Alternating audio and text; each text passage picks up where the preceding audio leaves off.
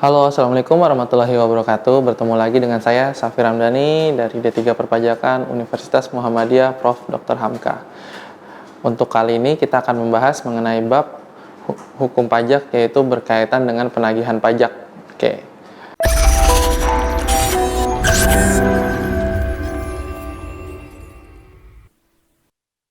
Pertama kita menjelaskan mengenai apa sih pengertian dari penagihan pajak tersebut. Penagihan pajak adalah serangkaian tindakan agar penanggung pajak melunasi utang pajaknya. Secara singkat, itulah pengertian apa sih itu yang berkaitan dengan penagihan pajak. Jadi bagaimana seseorang yang mempunyai hutang pajak dapat melunasi hutang pajaknya tersebut ke negara. Kemudian landasan hukum apa nih yang mengatur mengenai penagihan pajak ini? Yaitu untuk landasan hukum yang mengaturnya merupakan pasal 18 sampai dengan pasal 24 Undang-Undang KUP atau Ketentuan Umum Perpajakan, dan ditambah dengan Undang-Undang Nomor 19 Tahun 2000 tentang penagihan pajak dengan surat paksa. Kemudian kita juga di sini akan memahami apa sih dasar dari penagihan pajak. Tentu di sini agak sedikit banyak apa aja yang menjadi dasar dari penagihan pajak. Yang pertama adalah mengenai surat tagihan pajak. Poin kedua adalah mengenai surat ketetapan pajak kurang bayar. Yang ketiga merupakan surat ketetapan pajak kurang bayar tambahan. Yang keempat adalah SK pembetulan, yang kelima adalah SK keberatan, kemudian putusan banding, serta putusan peninjauan kembali. Itulah yang menjadi dasar dari penagihan pajak. Kemudian kita akan mempelajari hal berikutnya, yaitu mengenai sifat utang pajak. Sifat utang pajak itu apa aja sih? Oke, yang pertama adalah dapat dipaksakan. Yang kedua, dapat menunjuk orang lain untuk ikut membayarnya. Yang ketiga, dapat ditagih seketika. Kemudian nomor 4, mempunyai hak untuk mendahului terhadap hutang-hutang atau kewajibannya lain. Yang kelima, dapat dilakukan pencegahan atau penyanderaan terhadap penanggung pajak tersebut. Saya akan membahas pertama adalah mengenai poin dapat dipaksakan. Tadi berarti delete ya. Kemudian setelah sifatnya, kita akan mempelajari tata cara penagihan pajak. Apa aja sih yang berkaitan dengan penagihan pajak ini? Tata caranya seperti apa? Itu akan kita bahas poin per poin sehingga akan mudah dimengerti dan dapat dipahami. Yang pertama adalah mengenai surat teguran. Kedua adalah surat paksa. Ketiga penyitaan. Keempat pelelangan. Kemudian 5 hak mendahulu, hampir sama seperti yang sifat yang barusan saya beritahu. Kemudian nomor 6 adalah penagihan seketika dan sekaligus. 7 adalah berkaitan dengan pencegahan serta penyanderaan, dan nomor 8 adalah gugatan. Yang pertama adalah saya akan membahas mengenai penerbitan surat teguran. Fungsinya apa sih surat teguran ini? Penerbitan surat teguran ini adalah diterbitkan untuk menegur wajib pajak yang usia utang pajaknya sudah melewati batas jatuh temponya. Jadi misalkan ternyata ada seorang wajib pajak yang jatuh temponya sudah melewati hal tersebut, lalu dia lupa lapor, kemudian juga lupa bayar, maka akan timbullah disebut dengan surat teguran. Ini untuk memberi teguran. Jadi Bapak, Ibu, utang pajak Bapak, Ibu telat dilaporkan dan juga telat dibayar. Nah, jadi isi tegurannya adalah seperti itu untuk memperingatkan kembali bahwa wajib pajak tersebut mempunyai utang pajak yang harus segera dilunasi. Kemudian poin berikutnya adalah penerbitan surat paksa. Ketika surat teguran sudah diberikan tapi tidak ada tanggapan, tidak ada feedback, tidak ada itikat baik dari si wajib pajak, maka akan timbul surat nomor 2, itu surat penerbitan untuk surat paksa. Ini untuk apa sih? Jadi di sini jika nanti ada si wajib pajak tidak ada niat untuk melunasi utang pajak ketika surat teguran tersebut sudah dilayangkan, kemudian telah dilaksanakannya beberapa poin yang berkaitan dengan teguran tadi, tapi tidak juga ada itikat baik, maka surat paksa ini akan turun gitu, sehingga si wajib pajak dapat dipaksakan untuk segera melunasi utang pajaknya, dan ini terhitung 21 hari semenjak surat teguran diterbitkan. Poin 3 berkaitan dengan penyitaan. Tadi ketika sudah surat paksanya sudah keluar, maka jurusita atau Dirjen Pajak yang memang ditugasi untuk menyita sebuah aset dari si wajib pajak karena tidak ada itikat baik tersebut, dapat melakukan penyitaan berupa aset-aset terkait dari si wajib pajak, entah itu merupakan aset keuangannya, yaitu aset lancar seperti uang, bilet giro atau apapun, atau mungkin aset tetapnya seperti mobil, kendaraan, atau misalkan gedungnya, bahkan seperti kita sering jumpai di jalan-jalan, mungkin ada beberapa gedung-gedung yang tersegel dengan bacaan wajib pajak ini tidak melunasi, kayak gitu. Itu biasanya yang sering terjadi seperti itu. Jadi memang disita gitu. Kemudian 4, pelelangan. Fungsi dari sita tadi adalah untuk melakukan pelelangan. Pelelangan ini berfungsi untuk apa? Ketika nanti barang yang disita sudah terjual, itu diharapkan menjadi uang untuk melunasi si utang pajaknya. Jadi barang-barang itu dilelang, kemudian nanti ada terjadi pembelian di situ, maka hasil keuntungan dari pelelangan tersebut dijadikan sebagai pelunasan untuk si wajib pajaknya, entah mobilnya, entah kendaraannya, atau apapun aset yang memang disita oleh jurusita. Kemudian poin nomor 5 mengenai hak mendahulu. Ketika uang tersebut sudah dipegang oleh si wajib pajak, kemudian wajib pajak sudah dapat melakukan pembayaran, jika dia mempunyai hutang terhadap pihak kreditur lain, misalkan bank, misalkan dia memegang hutang ada 3 bank, dia pegang hutang, nah, maka yang didahulukan pertama merupakan kewajiban untuk membayarkan atau melunasi perpajakan yang dahulu. Jadi itulah fungsi dari hak mendahului, sehingga untuk hutang pajaknya harus lebih dulu dilunasi ketimbang hutang-hutang lain, kayak gitu. Berikutnya adalah penagihan sekaligus.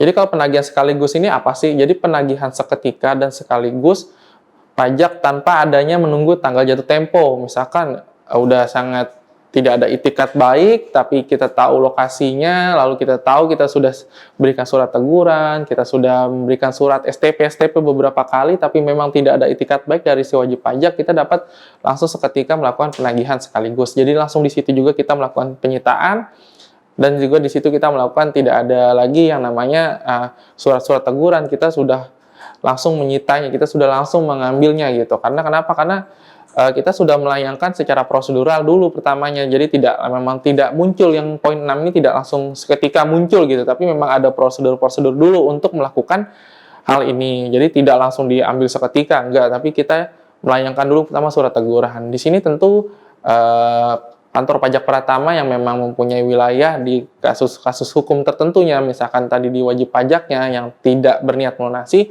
tentu juga melayangkan hal tersebut dulu. Jadi tidak langsung seketika, tapi memang intinya adalah kita sebagai wajib pajak harus mempunyai itikat baik juga kepada kantor pajak Pratama di lingkungan tempat kita tinggal. Sehingga apa yang menjadi dasar kita tidak dapat membayar dapat diselesaikan secara kekeluargaan, dan kita bisa saling-saling untuk membantu dari si kantor pajak Pratamanya sehingga dapat terlunasi dengan baik, kayak gitu. Kemudian nomor 7 adalah berkaitan dengan poin pencegahan dan penyanderaan.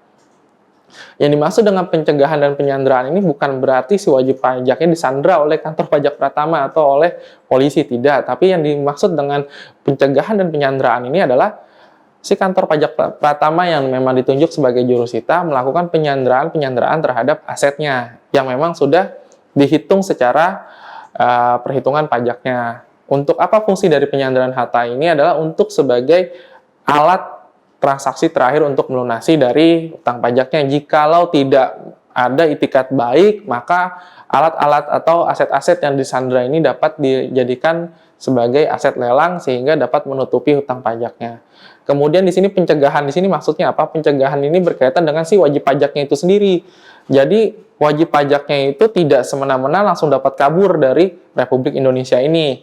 Nah, biasanya 6 bulan sih, karena kasus-kasus yang sering terjadi adalah banyaknya orang-orang yang berhutang pajak lalu kabur ke luar negeri gitu, sehingga tidak dapat terlacak oleh Dirjen Pajak Indonesia, sehingga dapat merugikan penerimaan negara kayak gitu. Jadi pencegahan di sini fungsinya apa? Yaitu men-shutdown atau mematikan visa atau password dari wajib pajak tersebut yang nakal, agar dia tidak dapat pergi kabur ke luar negeri, sehingga dapat diselesaikan masalah hutang pajaknya dengan baik dan benar kayak gitu. Berikutnya adalah gugatan. Ini adalah poin terakhir. Gugatan adalah suatu upaya hukum terhadap pelaksanaan penagihan pajak dan kepemilikan barang-barang sebagaimana diatur dalam undang-undang yang diajukan dalam jangka waktu 14 hari sejak surat paksa, surat perintah melaksanakan penyitaan, atau pengumpulan lelang dilaksanakan. Jadi fungsinya untuk apa? Tentu saja jikalau ternyata si wajib pajak yang memang mempunyai dasar hukum yang kuat, yang jelas, tapi karena ada suatu hal yang ibaratnya miskomunikasi, maka fungsi dari gugatan ini dapat dilaksanakan sehingga bisa dicari jalan keluar yang memang jalan keluar terbaik gitu. Lalu di sini kita akan juga mempelajari mengenai pencairan dari tunggakan pajak atau penghapusan utang kayak gitu. Jadi Utang pajak pun dapat dihapus sebenarnya jika memang kita melakukan rekonsiliasi dengan KPP tempat kita bernaung kayak gitu. Sehingga tidak terjadi hal-hal yang memang tidak diinginkan. Tentu wajib pajak dengan KPP tempat bernaung itu ingin semua masalah yang berkaitan dengan utang pajak ini dapat diselesaikan dengan kekeluargaan, dapat diselesaikan dengan baik, tidak hal-hal yang tidak diinginkan kayak gitu. Sehingga pencairan tunggakan pajak pun ini bisa dilakukan sebenarnya. Poin-poin yang menyebabkan pencairan atau pajak ini terhapus adalah satu, wajib pajaknya atau penanggung pajaknya memang sudah meninggal atau tidak ditemukan sama sekali, bahkan dia tidak mempunyai ahli waris.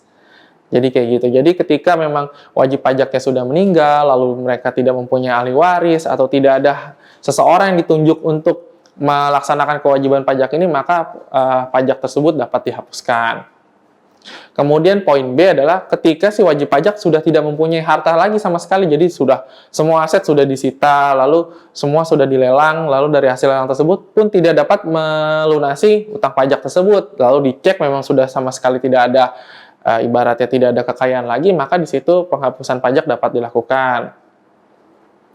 Kemudian yang poin C, penagihan pajak secara aktif telah dilaksanakan dengan penyampaian salinan surat paksa kepada penanggung pajak melalui pemerintah daerah setempat. Nah, jadi di sini si penagihan pajaknya sudah melaksanakan secara prosedur, tapi memang ada satu dan lain halnya sehingga memang penghapusan pajak ini dapat dilakukan. Kemudian poin D, ketika hak untuk melakukannya sudah kadaluarsa, ini juga bisa terjadi. Kemudian ada sebab-sebab lain yang sudah disesuaikan dengan undang-undang yang berlaku, kayak gitu.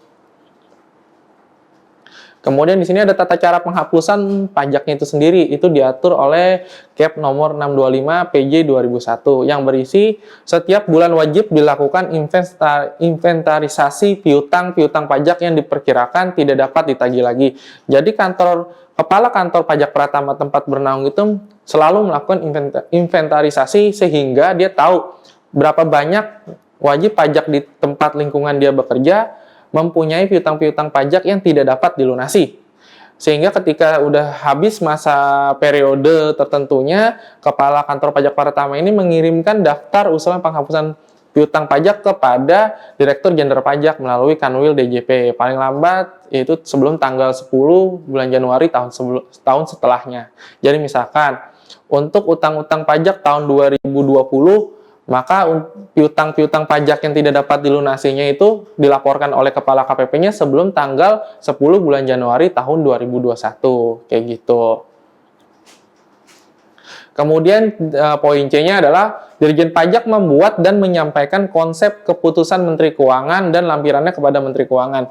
Jadi inventarisasi tadi dijadikan lampiran sehingga penghapusan piutangnya dapat dilaksanakan dengan ketentuan-ketentuan umum yang berlaku secara perpajakan. Kemudian, poin terakhirnya adalah Kementerian Keuangan menandatangani keputusan yang dimaksud sehingga kepala KPP tersebut dapat melakukan penghapusan piutang-piutang pajak yang menjadi tanggung jawab di wilayah mereka, kayak gitu.